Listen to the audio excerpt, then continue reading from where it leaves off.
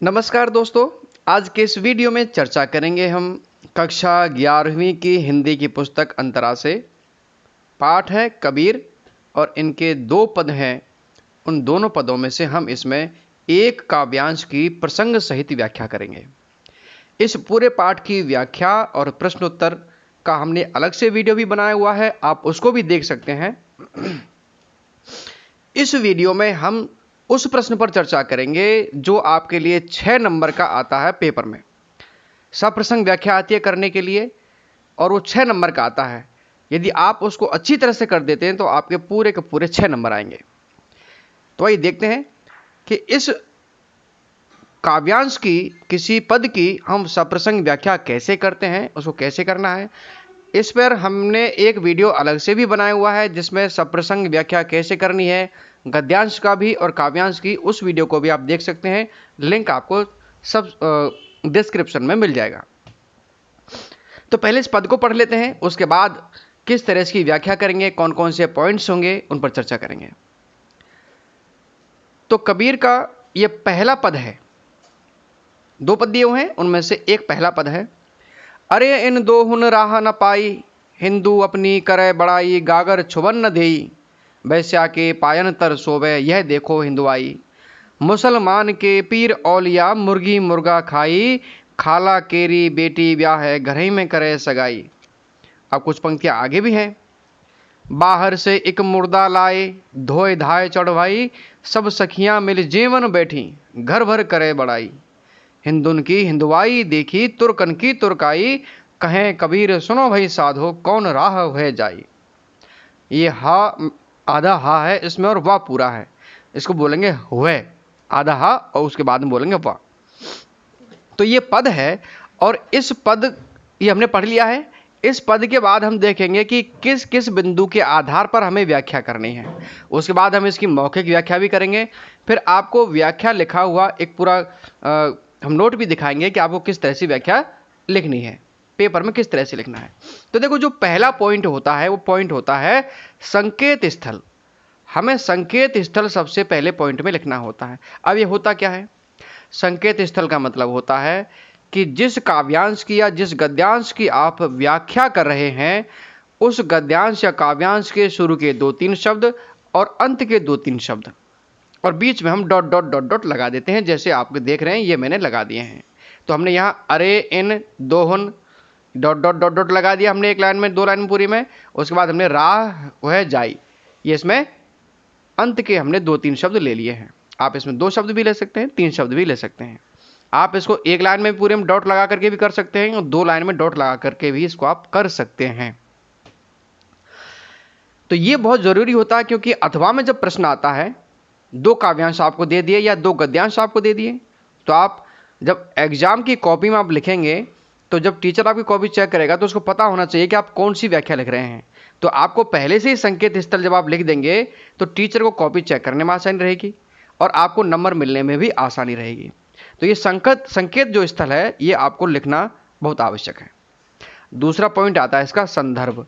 अब संदर्भ होता है कि ये रचना कहाँ से ली गई है, इसके रचनाकार कौन है। बस इसमें सामान्य सी बात बतानी है। प्रस्तुत काव्यांश हमारी पाठ्यपुस्तक अंतरा से लिया गया है। आप काव्यांश की जगह यहाँ पद भी लिख सकते हैं, क्योंकि पूरा पद है। यदि पद में से 3-4 पंक्तियां ही ली गई हैं तो फिर आप उसको पद्यांश या काव्यांश इस तरह से आप लिखेंगे। इसके रचनाकार संत कबीर हैं। तो ये यहां तक हमने लिख दिया। इसमें पाठ का परिचय और लेखक या कवि का परिचय, इतना लिखना है। अब आते हैं हम प्रसंग पर। यह सबसे महत्वपूर्ण होता है। अब इसमें हम क्या बताते हैं, इसमें हम उस गद्यांश या काव्यांश के बारे में थोड़ा बहुत बता देते हैं सार रूप में। यदि उससे पहले कोई कहानी थोड़ी बहुत चल रही तो हम उसके बारे में भी बता सकते हैं। अभी आपका छोटा लेवल है, 11वीं क्लास में आप, तो आपको बहुत ज़्यादा विस्तार से नहीं लिखना है। जब आप BA MA करेंगे तो उसमें तो आपको एक पेज का प्रसंग लिखना पड़ जाता है। तो प्रसंग क्या होगा इस पद का कि प्रस्तुत पद में कवि कबीरदास हिंदू और मुसलमान दोनों ही धर्मों के अनुयायियों को परमात्मा प्राप्ति का सही मार्ग पता न होने और उनके अंदर विद्यमान धार्मिक पाखंडों पर करारा व्यंग्य देते हुए कहते हैं कि, अब ये वो इन चीज़ों के बारे में बता रहे हैं कि हिंदू और मुसलमान दोनों ही धार्मिक आडंबरों में घुसे रहते हैं, उन्हें भक्ति का सही मार्ग नहीं पता है। तो इसी बारे में वो इस पद में बता रहे हैं। अब आप इसको दूसरी तरह से भी लिख सकते हैं। अब मैंने तो 4 पंक्तियां ले ली हैं ये इस तरह से, आप इसको किसी और तरह से भी लिख सकते हैं जिसमें आप पूरा इन चीज़ों का वर्णन ना दें। आप ये भी लिख सकते हैं अलग से कि इसमें हिंदू धर्म के आडंबरों पर व्यंग्य किया गया है। दूसरी लाइन में आप ये लिख सकते हैं कि इसमें इस्लाम धर्म में अपनाई जाने वाली बुराइयों का जिक्र किया गया है, या कबीरदास ने समाज सुधार के लिए दोनों ही समुदायों पर करारा व्यंग्य किया है। इस तरह से आप लिख सकते हैं। अब आते हैं व्याख्या पर, जो इसका सबसे महत्वपूर्ण बिंदु है व्याख्या। क्योंकि प्रश्न भी देखेंगे आप तो उसमें लिखा होगा कि निम्नलिखित काव्यांश की सप्रसंग व्याख्या कीजिए। सप्रसंग का मतलब होता है प्रसंग सहित, तो प्रसंग भी लिखना है और आपको व्याख्या भी लिखनी है। अब व्याख्या दरअसल होती क्या है, बहुत सारे बच्चों को समझ में नहीं आती। व्याख्या को आप इस तरह से आसान शब्दों में समझिए कि जब आपके अध्यापक आपको कक्षा में पढ़ाते हैं तो आप किसी भी गद्यांश की या किसी भी पाठ की वो विस्तार से चर्चा करते हैं। अब वो विस्तार ही उसकी व्याख्या है, ये मान लीजिए आप। वो मौखिक बताते हैं, यहाँ आपको लिख करके बताना है, ठीक है। तो मौखिक में तो ऐसा होता है कि 1-2 लाइन ऊपर नीचे हो जाती हैं तो भी कोई फर्क नहीं पड़ता, लेकिन लिखते समय आपको बड़े शब्दों का, उनकी पंक्तियों का ध्यान रखना पड़ता है कि कहीं पंक्तियां ऐसा तो नहीं है कि उनका क्रम बिगड़ गया हो। तो पद हैं, पहले पदों पर एक बार मौखिक चर्चा कर लेते हैं, उसके बाद फिर हम लिखित में आएंगे कि यहां हम किस तरह से इसकी व्याख्या करेंगे। देखिए, अरे इन 2 हुन रहा न पाई। अब कवि इसके कबीर हैं, संत कबीर हैं, तो हिंदू और मुसलमान दोनों के बारे में बता रहे हैं। तो यहां कह रहे हैं अरे इन 2 हुन राह न पाई। 2 हुन का मतलब दोनों को, राह माने रास्ता, इन दोनों को ही रास्ता नहीं मिला। अब कौन सा रास्ता नहीं मिला? अब रास्ता ऐसा तो नहीं कि वो कहीं दूसरी जगह जाने का रास्ता ढूंढ रहे हों। यहां रास्ते का मतलब है कि वो रास्ता जो परमात्मा से मिला दे, भक्ति का मार्ग। यानी इनको ठीक तरह से भक्ति का मार्ग मिला ही नहीं है। अब क्यों नहीं मिला? क्योंकि दोनों ही आडंबरों में डूबे रहते हैं, अपनी अपनी श्रेष्ठता सिद्ध करने के लिए एक दूसरे को नीचा दिखाते हैं, झगड़ा करते रहते हैं। अब यहाँ उन्होंने कुछ अपनी उनकी बुराइयों को भी गिनाया है। और बुराइयाँ कौन कौन सी हैं? देखो, हिंदू अपनी करे बड़ाई, गागर छुबन न देई। अब देखो, हिंदू और मुसलमान दोनों में से किसी को भी नहीं बख्शते, दोनों को एक जैसा सुनाते हैं कि हिंदू अपनी करे बड़ाई, कि हिंदू अपनी बड़ाई करते हैं, गागर छुबन न देई। अब यहां देखो, ये पंक्तियां देखने की हैं, ऐसी चीजें आपको व्याख्या में लिखनी है बड़े ध्यान से कि यहां इस पंक्ति में संत कबीर ने, जब संत कबीर थे 14वीं शताब्दी में, 15वीं शताब्दी में, तो उन्होंने उस समय में जो जातिवाद की समस्या थी, उस जातिवाद की समस्या को यहां पर लिखा है कि गागर छुबन न देई, कि गागर माने घड़ा, छुबन माने छूने देना, छूना, कि घड़े को छूने नहीं देते हैं। जो हिंदू हैं वो अपने घड़े को किसी दूसरे व्यक्ति को छूने ही नहीं देते हैं। जो निम्न वर्ग के व्यक्ति हैं उनको वो अछूत मानते हैं। यदि उनसे कोई वस्तु संपर्क में आ जाए, स्पर्श कर लें, तो उन्हें तमाम तरह का दंड दिया जाता है और वस्तु को तमाम तरह से उपाय करके उसको पवित्र करने की कोशिश करते हैं। तो यह कबीर कहना चाहते हैं कि वो इंसान से ही संपर्क करने से वस्तुओं को अपवित्र मान लेते हैं, घड़े को भी नहीं छूने देते हैं। बताओ ये कैसे हिंदू हैं? वैश्या के पायन तर सोवे। वैश्या, जो वैश्याएं होती हैं, जो देह धंधा करती हैं औरतें, उन औरतों के पायन तर सोवे, पैरों के तले सोते हैं, अर्थात उनके पैरों में जाकर सो जाते हैं, कोठों पर जाकर के। यह देखो हिंदुआई, ये इनका कैसा हिंदूपन है, ये कैसा हिंदुत्व है इनका। जो वैश्याओं के तो पैरों में जाकर के सो जाते हैं, लेकिन उनको किसी को अपने घड़े नहीं छूने देते। एक तरफ छुआछूत करते हैं, दूसरी तरफ वैश्याओं के कोठों पर जाते हैं, वैश्यागमन करते हैं। तो इनमें कोई श्रेष्ठता वाली बात नहीं है। मुसलमान के पीर औलिया, मुर्गी मुर्गा खाई। अब देखो, अब वो एक बात मुसलमानों के लिए भी कह देते हैं। अब वो दोनों का बड़ा संतुलन बना के रखते हैं, बैलेंस बना के रखते हैं कि कहीं ऐसा ना हो कि कोई ये कह दे कि भाई ये हिंदुओं की बुराई करते हैं, या फिर कहीं मुसलमान ये कह दे कि तो मुसलमानों के पीछे पड़े हैं, हिंदुओं को कुछ नहीं कहते हैं। तो वो दोनों की ही बुराइयों की तरफ इशारा करते थे। अपने उपदेशों में, अपनी वाणियों में उन्होंने इन दोनों को खूब फटकारा है, जिस तरह के ढोंग आडंबर करते हैं कि मुसलमान के पीर औलिया, पीर माने होता है गुरु, पीर औलिया गुरु जो होते हैं, इनके जो गुरु होते हैं, इनके जो स्वामी होते हैं मुसलमानों के, मुर्गी मुर्गा खाई, वो मुर्गी मुर्गा खाते हैं। मुर्गी मुर्गा खाने का मतलब जीव हिंसा करते हैं, जीवों को खाते हैं। खाला केरी बेटी ब्याह है, घरे में करें बड़ाई, घरे में करें सगाई। खाला माने मौसी, बेटी ब्याह है, बेटी का ब्याह कर देते हैं, यानी मौसी के घर में ही बेटी बेटों के ब्याह कर देते हैं। घरे में करें सगाई, घर में सगाई कर देते हैं। कहने का मतलब क्या हुआ, यानी कि कबीर इसको एक सामाजिक बुराई मानते हैं कि जिनसे हमारा खून का रिश्ता है, जो दो बहनें आपस में हैं, वो सगी बहनें हैं और उनके ही बेटे बेटियों में शादियां हो जाती हैं। तो बताइए इनकी क्या, ये कैसे बड़े हो गए, कैसे श्रेष्ठ हो गए।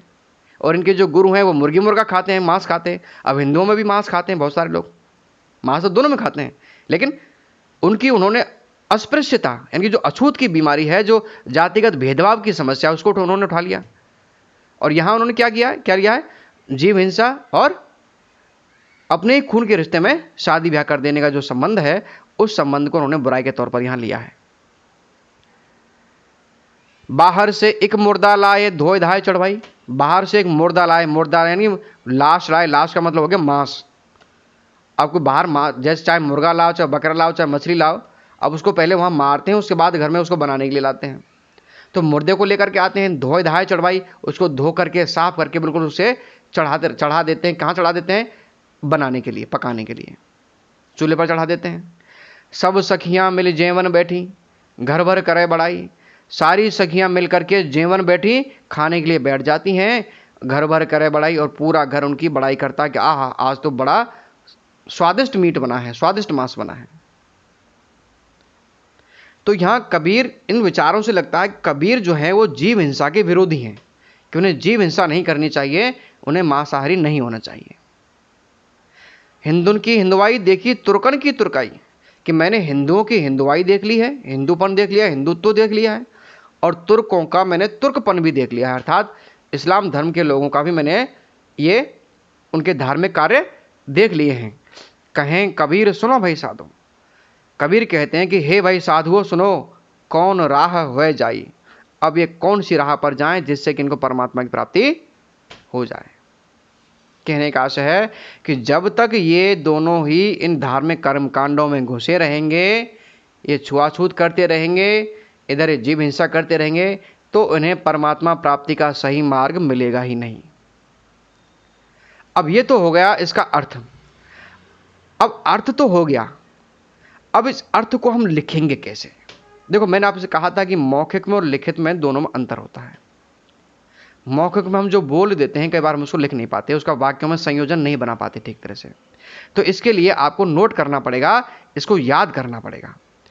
तो ये जो मैं यहाँ आपको पढ़ के सुना रहा हूँ, आप इसका स्क्रीनशॉट लेके रख सकते हैं, चाहें तो आप मैसेज कर दें, हम आपको PDF इसका भेज देंगे। आप इसको अपनी कॉपी में नोट कर लें और बार बार इनको दोहरान करें, इनको याद करें। तो इसकी व्याख्या कैसे लिखनी है कि संत कबीर कहते हैं कि हिंदू और मुसलमान दोनों को ही परमात्मा की प्राप्ति का सही मार्ग नहीं मिला, जीवन जीने का सही मार्ग नहीं मिला।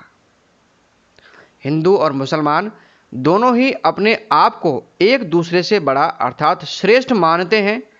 हिंदू अपने ही धर्म की नीची जाति के लोगों को अपना घड़ा भी नहीं छूने देते, अर्थात इनमें ऊंच नीच का भेदभाव बना हुआ है।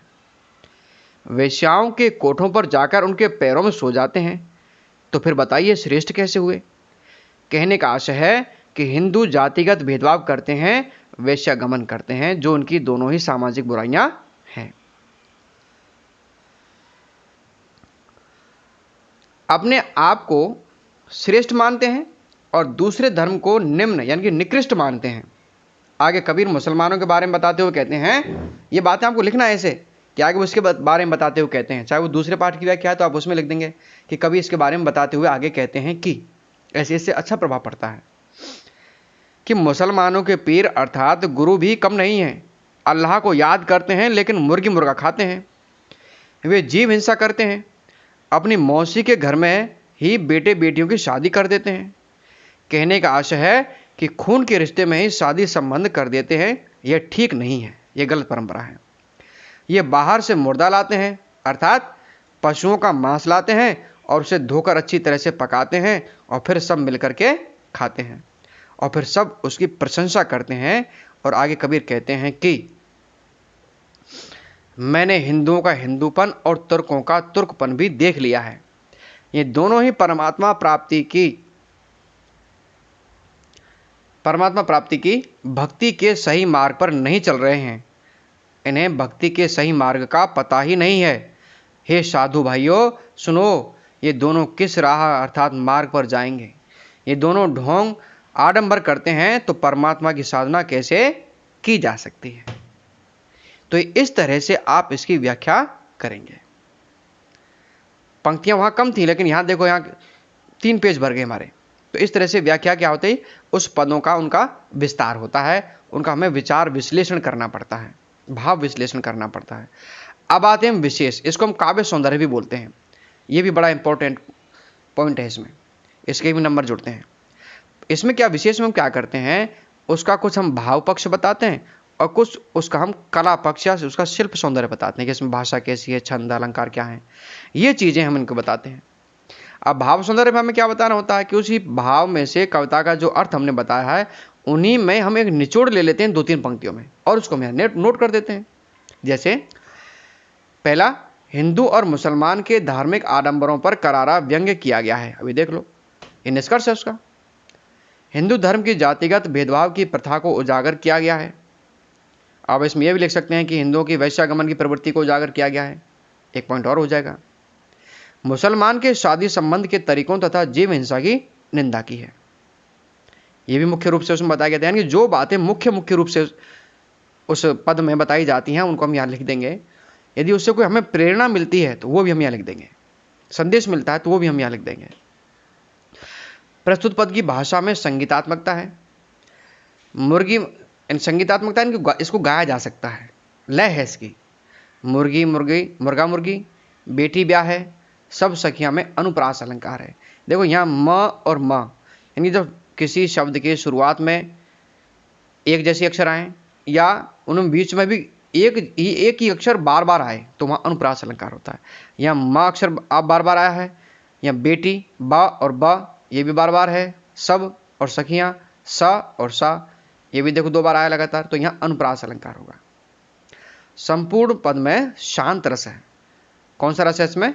शांत रस है, क्योंकि यहाँ पर उन्होंने समाज के सुधारने की बात कही है, सत्संगों वाली बात कही है। पद की शैली सहज और सरल है और प्रभावशाली है। ये आप हर एक कविता में लिख सकते हैं, हर एक कविता में, इसकी कहीं रोक टोक नहीं है। तद्भव शब्दों की प्रधानता है, ये अलग अलग तरह से मिलता है। देखो कबीर वाले में तद्भव शब्द होते हैं, जयशंकर प्रसाद वाले में जाएंगे तो उसमें तद्भव शब्द ज़्यादा नहीं मिलेंगे, उनमें तत्सम शब्द मिलेंगे। ठीक है, तो यहाँ तद्भव शब्दों की प्रधानता है। सदुक्कड़ी हिंदी का प्रयोग किया गया है, इसमें बढ़िया की मात्रा नहीं है। ये सदुक्कड़ी हिंदी यानी कि कबीर की जो भाषा है उसे पंचमेल भाषा या सदुक्कड़ी भाषा कहा गया है, क्योंकि वो कई तरह की जो बोलियां हैं हिंदी की उनको मिला करके लिखते तो वो नहीं थे, वो सुनाया करते थे। उनकी रचना को लिखा तो धर्मदास ने था। कबीर जो हैं वो उपदेश सुनाते थे, कुछ गद्य में कुछ पद्य में, और उनको ठीक तरह से व्यवस्थित करके लिखने का जो काम किया था वो धर्मदास जो उनका शिष्य था उसने किया था। ठीक है बच्चों, तो उम्मीद है कि व्याख्या आपको जरूर समझ में आई होगी। व्याख्या आपको कैसी लगी आप कमेंट बॉक्स में जरूर कमेंट करके बताएं। और जो अगला पद है उसकी व्याख्या भी हमने दूसरे वीडियो में कर रखी है, प्रश्नों पर चर्चा भी की हुई है। यदि आप उनको देखना चाहें तो वो भी आप देख सकते हैं।